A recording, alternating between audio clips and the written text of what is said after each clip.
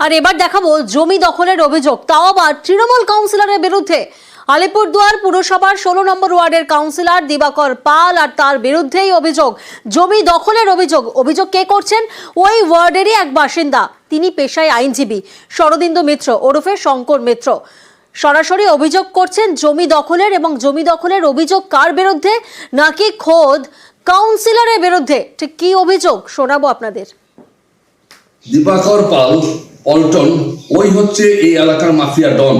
এই গুন্ডাদেরকে পালে, এদেরকে নিয়ে তোলাবাজি করে। ওনার কাছে বালি পাথর না নিলে কেউ বিল্ডিং করতে পারবে না। এই এলাকায় জমি বিক্রি করতে হলে ওনাকে পাশে দিতে হবে। ওকে ইমিডিয়েটলি পুলিশ কেন অ্যারেস্ট করছে না, আর পুলিশের সাথে কি যোগ সাজস আছে ওর, এটা আমার জানার খুব আগ্রহ রইল। প্রত্যেকটা লোক অস্থির হয়ে গেছে, কেউ বাড়িঘর করতে সাহস পাচ্ছে না।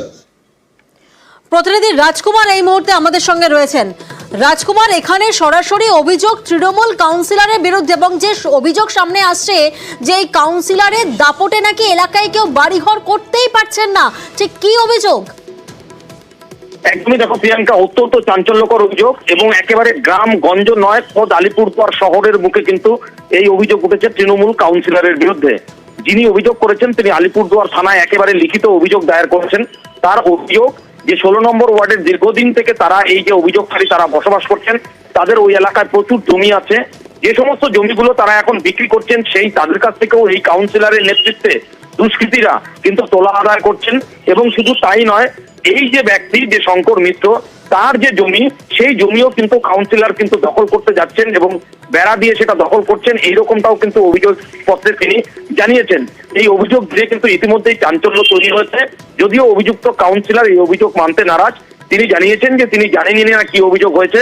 তবে ওই আইনজীবীর বিরুদ্ধে রাজকুমার, অভিযুক্ত কাউন্সিলর তিনি এই অভিযোগ মানতে নারাজ, ঠিক আছে, তাহলে এই জমিতে বেড়া দিয়ে ঘিরল কারা? হ্যাঁ দেখো, এইটাই কিন্তু প্রশ্ন। আজকে আমরা ওই জমির স্পটেও গিয়েছিলাম, সেখানে বেড়া দেওয়া হয়েছে। কাউন্সিলরের বক্তব্য যে এই জমিটা অ্যাকচুয়ালি অন্য একজনের জমি। এই যে শঙ্কর মিত্র যিনি দাবি করছেন যে এটা তার জমি, সেটা তার জমি নয়, এরকমটা কিন্তু কাউন্সিলরের একটা বক্তব্য রয়েছে। কিন্তু এই জমি জারি থাকুক, সেটা কাগজপত্র দিয়ে সেটা আইনের দ্বারস্থ হয়ে, কিন্তু একেবারে দখলের অভিযোগ, এইভাবে বেড়া দিয়ে দখলের অভিযোগ, এইটা কিন্তু শহরে প্রচন্ড চাঞ্চল্য ছড়িয়েছে প্রিয়াঙ্কা। বেশ, আমি সবসময় আমার পাড়ার ছেলেদের সঙ্গেই আছি। ওনার এগেনস্টেও এই ধরনের অনেক কমপ্লেন আছে। আমরা কিন্তু ছোটোবেলার থেকেই ওনার এগেনস্টে কমপ্লেন শুনে আসছি, কিন্তু আমি কোনোদিন আমরা এই বিষয়ে আমরা কিছু জানিও না, যাইও না। যখন পুলিশ এসছে আমাকে ডাকলো, আমি ওখানে গিয়েছিলাম, গিয়ে ওনাদেরকে বলেছিলাম যে দুই পক্ষ বসে মিটিয়ে নিতে।